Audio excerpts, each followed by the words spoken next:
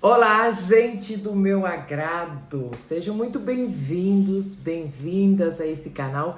Esse é o canal Imigrando aos 60.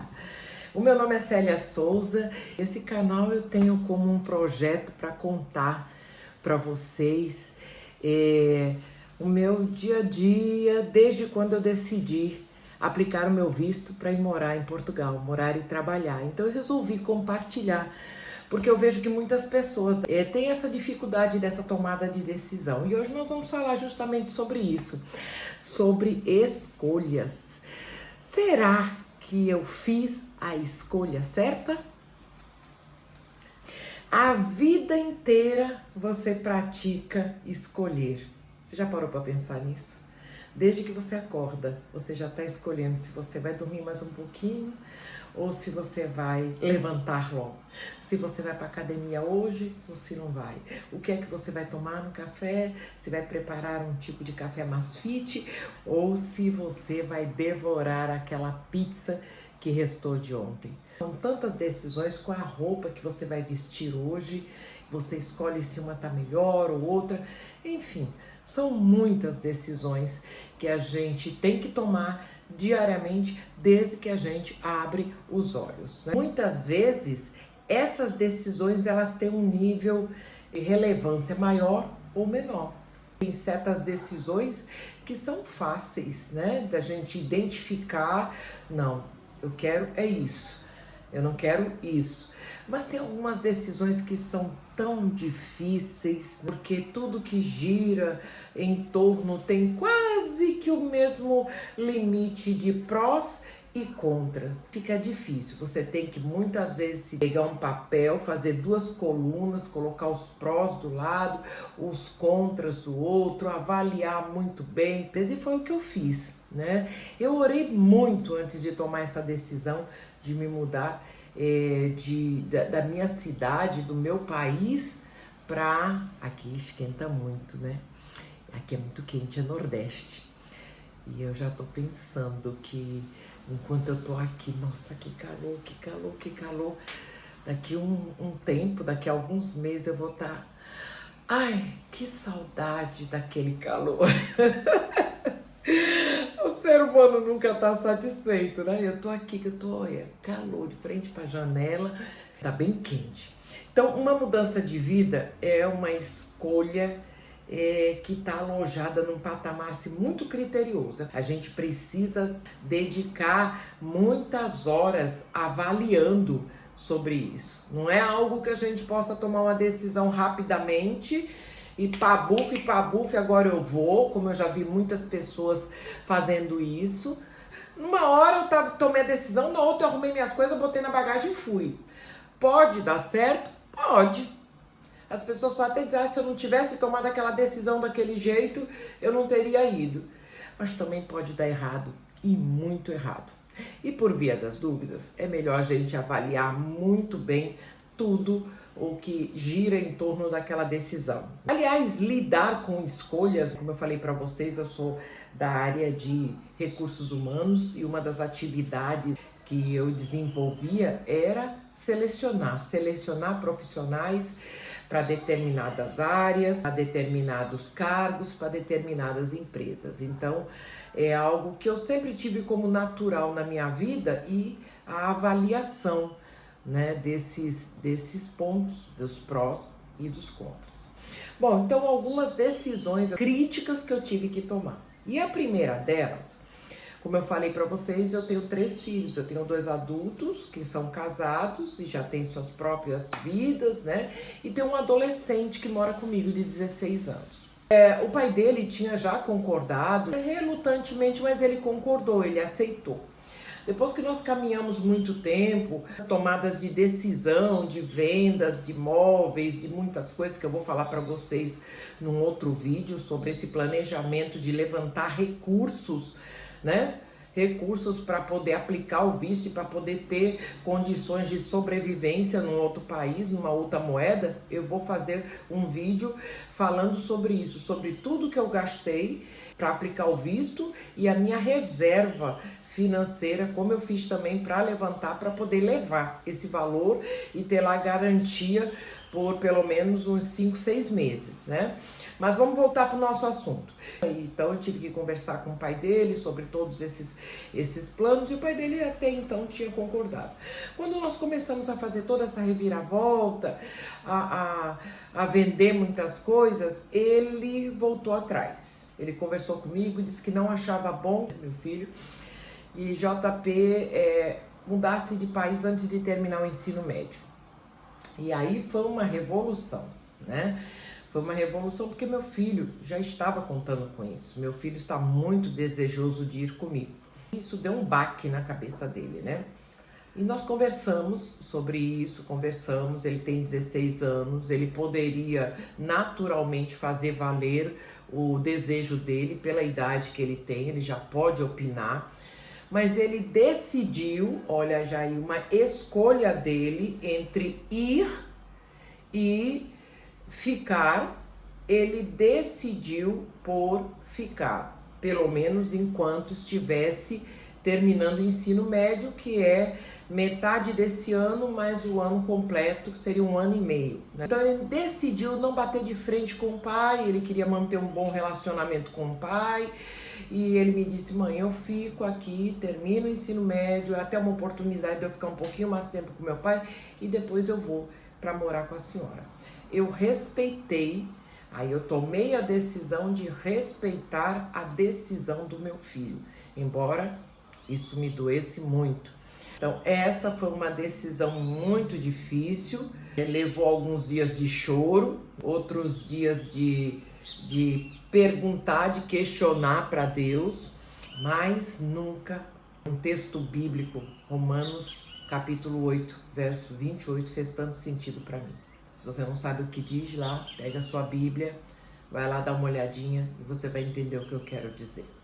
Eu comecei a pensar sobre tudo que eu poderia já agilizar e organizando enquanto meu filho estivesse aqui. Eu já não precisaria mais correr atrás de escola, de matrícula de escola lá, porque ele estaria terminando aqui o ensino médio. Quando ele chegasse, ele já encontrasse um teto organizado, uma casa organizada, uma rotina de trabalho organizado. Procuraríamos trabalho para ele também.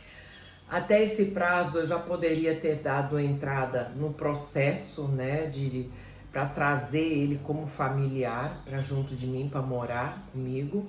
Enfim, na verdade, esse 1 ano e meio que eu senti a princípio como uma perda grande, na verdade, cooperaram para o nosso bem. Mas a gente não percebe, sabe, gente? Por trás das decisões que a gente toma e que parecem tão ruins, não percebe o que está por trás. Por isso que é bom olhar a segunda metade do copo. Sabe quando a gente coloca água no copo e fica pela metade?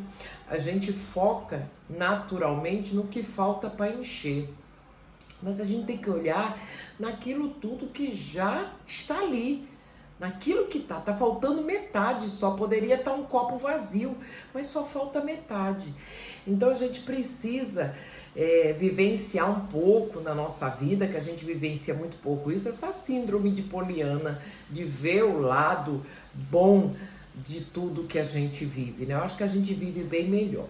Bom, a segunda decisão que eu vou falar, a segunda escolha que eu tive que fazer,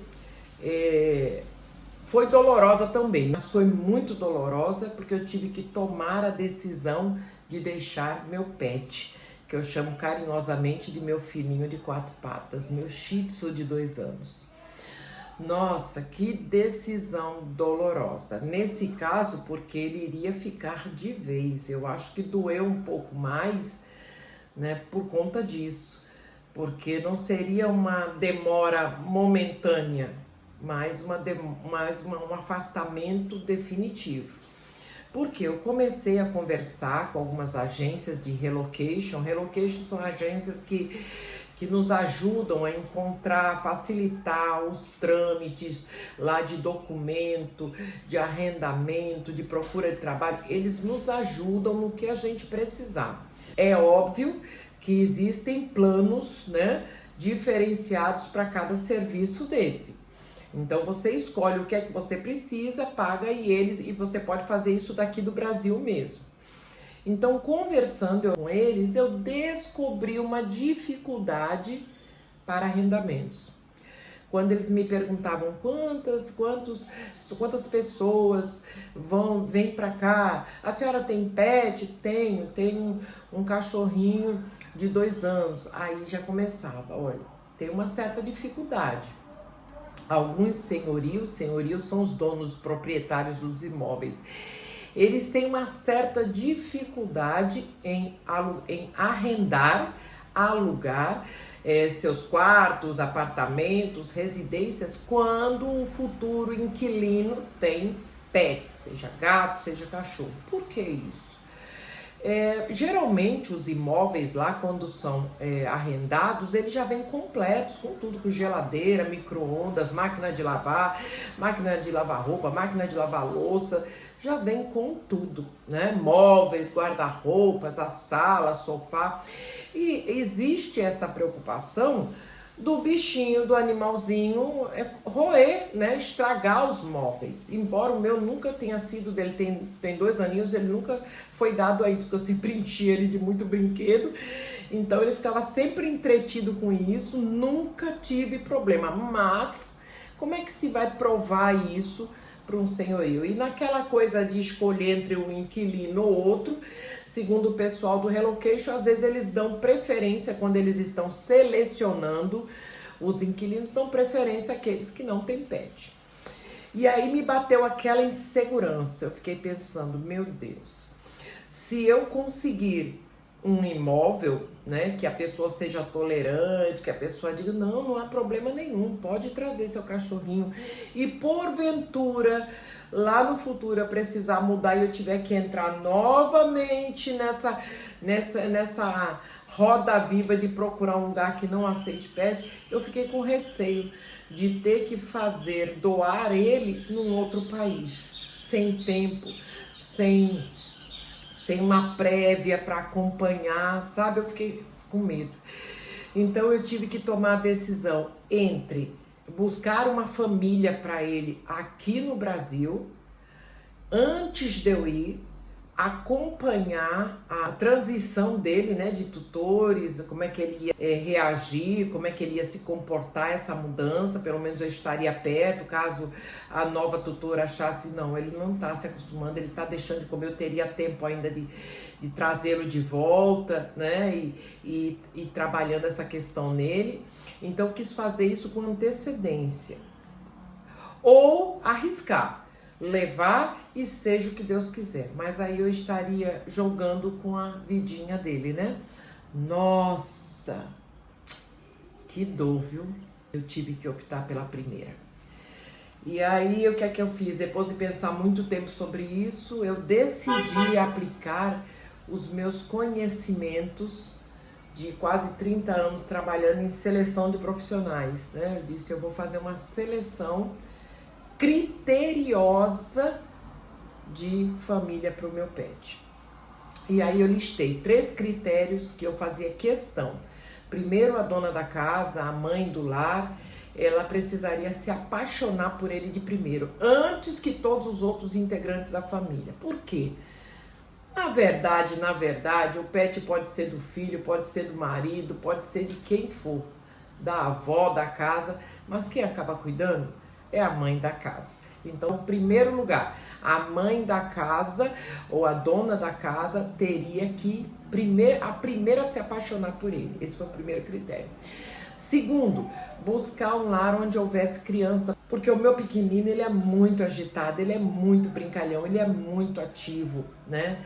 É como aquela criança, né? Uma criança que quer brincar o tempo todo. Então, precisaria ter uma criança para gastar essa energia dele, né? E o terceiro, que a família não tivesse pet algum, não tivesse nenhum petzinho, que ele fosse o primeiro, ele ser o filhinho único como era aqui na minha casa. Nossa, foram muitas buscas, eu não divulguei, eu procurei entre os amigos, né, procurei entre os amigos, conversando com amigos. Você sabe de alguma família assim? Foi um trabalhinho, eu comecei a fazer isso em dezembro, no começo de dezembro de 2023. Hoje nós estamos em fevereiro, né? Então eu comecei, muitas se interessaram, queriam, mas já tinham 2 pets, 3 em casa. Ou então uma família que o pai e os filhos quiseram, mas a mãe ficou na relutância porque não queria. Eu ia eliminando, ó, tirava meu time de campo, já não queria mais. E numa dessas procuras eu conversei com a pessoa, ela que me deu cookie, o nome dele é Cookie, biscoito. E foi ela quem me deu, porque ela tem um casal, os paizinhos de Cookie são dela, então ela teve 3 filhotinhos, então ela deu um pra mim, deu um pra nora dela, deu um pra uma outra pessoa amiga dela, e eu ganhei, ele veio pra mim com 2 meses, exatamente no mês de dezembro, que ele faz aniversário dia 21. Então, eu conversei com ela, ela disse, então eu vou te ajudar, eu vou procurar alguém no meu prédio. E aí ela conseguiu umas famílias. Comecei a conversar com uma e com outra, sem definir nada, e acabei por optar pela primeira família, que tinha os critérios que eu já tinha dito, né? Essa minha amiga que me deu o petzinho já. Então, são decisões, juntar as coisinhas dele, marcar um dia. A família veio aqui em casa para conhecer, eu fui até a casa dela para conhecer. Tudo foi feito de uma forma bem pensada. Até que chegou o dia de entregar. Esse dia eu não esqueço. Gente, é como, para quem não tem pet, pode achar assim, bem, sabe, um drama. Só sabe quem tem. Só sabe, não adianta, não adianta, não adianta. Não adianta que você não vai conseguir mensurar. Você não vai conseguir. Não só sabe quem tem a transformação de vida que é para nós conviver com esses bichinhos, né? Então o dia de entregar foi assim, né? Ele no carro, a gente olha ele brincando, eu dirigindo, ele brincando e eu chorando por dentro. Aí chegou e eu entreguei. O menino fez uma festa, o garotinho fez uma festa e eu fiquei observando e o cachorro brincando com ele, tal. E aí até que eu disse para ele, vá até ali, né, para eu poder ir embora. E aí ele levou e eu virei as costas e fui embora. Nossa, eu voltei aos prantos para casa. Foi doloroso demais. A ausência dele aqui no meu apartamento foi grande, é ausência de morte, sabe? Volto a dizer, você pode pensar que é um extremo, mas não é. Você ouve as patinhas, unha dele no piso, teco, olha. Às vezes vai na cozinha, vai fazer alguma coisa, olha para trás quando vê, dá a impressão de que, sabe, é doloroso mesmo. Mas aí os dias vão passando, eu fui fazer uma visita, foi muito bom. Foi muito bom, foi muito gostoso. Meu filho estava filmando e ele tanto queria estar no meu colo como ele queria ir na direção do meu filho. Mas eu acho que não foi bom também. Eu acho que é uma decisão, uma outra que eu tenho que tomar, não ir mais, porque ele está bem. Eu tenho recebido da nova tutora dele vídeos e fotos quase que diariamente das coisas que ele apronta, das coisas que ele faz, eu tenho acompanhado. Mas ir é como se você mexesse de novo de uma ferida. Quando eu voltei, eu vim sentindo as mesmas dores do dia que eu entreguei. Bom, são decisões, né? São decisões e eu também tomei a decisão de não ir mais, porque eu acho que não fez assim muito bem para mim. Então é isso, gente. A tomada de decisão de qualquer situação que você precisa ser muito bem pensada, muito bem pensada. Precisa se avaliar, precisa fazer uma lista de todos os prós, todos os contras. Por mais que a gente deseje alguma coisa, precisa parar, precisa ter esse tempo de avaliação. Gente, eu tô derretendo. Eu tô aqui, olha, não sei se vocês estão percebendo, ó, eu tô toda hora assim, sabe? A minha idade já colabora para isso.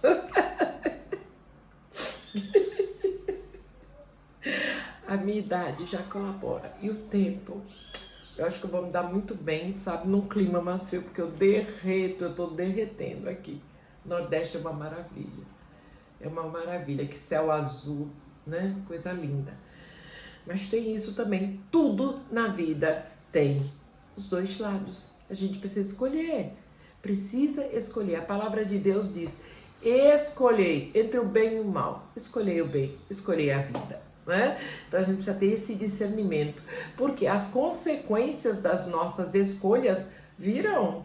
Sejam elas consequências boas, abençoadoras, produtivas, bem-sucedidas, ou consequências que venham nos trazer desastre, tristeza, insatisfação, remorso. Então a gente precisa, não pode estar tomando decisões assim, ao sabor do vento, né? Então esse canal trabalhou essas questões, né? A importância de escolher com maturidade, com responsabilidade, seja o que for que você quiser decidir. Eu espero que você tenha chegado até aqui, espero que você tenha gostado desse conteúdo, espero principalmente que esse conteúdo tenha lhe ajudado de alguma forma, e se lhe ajudou, para você não custa nada. Decida, escolha me ajudar também, porque não tem custo algum. Se você quer me ajudar voluntariamente, clique aí no cantinho da tela, de um lado ou outro, tem um quadradinho escrever, se inscreva no canal, clique no curtir, né? Se você gostou, deixe um comentário sobre essa minha história, sobre as decisões que você teve que tomar, porque isso vai ajudar outras pessoas que estão também no canal. Então acompanhe o canal, inscreva-se, clique lá no sininho, que é para quando eu produzir outro vídeo você já ser informado, já ser notificado, e deixe seu comentário. Vai me ajudar muito, sabe por quê? Porque quando você curte, você está me ajudando a deixar esse vídeo no ar e ajudar outras pessoas também que acompanham, que estão pensando muito seriamente sobre mudanças na sua vida. E para você não vai custar nada, né? E se o conteúdo lhe ajudou, lhe agradou, nada mais natural do que você compensar clicando aí no curtir e deixando um comentário, tá bom? Espero você no próximo vídeo. No próximo vídeo nós vamos falar sobre como eu fiz para levantar recursos financeiros para essa viagem, tá? Eu vou falar o quanto eu já investi, na verdade, nesse projeto até aqui, e o quanto eu venho trabalhando para buscar aumentar ainda mais, que tudo que vier é bom, porque a gente precisa ter uma reserva bem segura. Afinal, é uma nova vida, é um novo contexto, é uma nova moeda, uma nova cultura, e a gente precisa estar preparado. Tudo precisa ser muito bem pensado. Muito obrigada por ter ficado até aqui comigo, e continue comigo. Você vai fazer essa viagem, né? Você vai participar de todos os preparativos meus para essa viagem, até a chegada lá em Portugal, e também com todo o meu dia a dia lá, para conseguir emprego, para conseguir moradia, enfim. Você vem comigo, tá bom? Nessa viagem, nessa decisão. Até lá. Muito obrigada.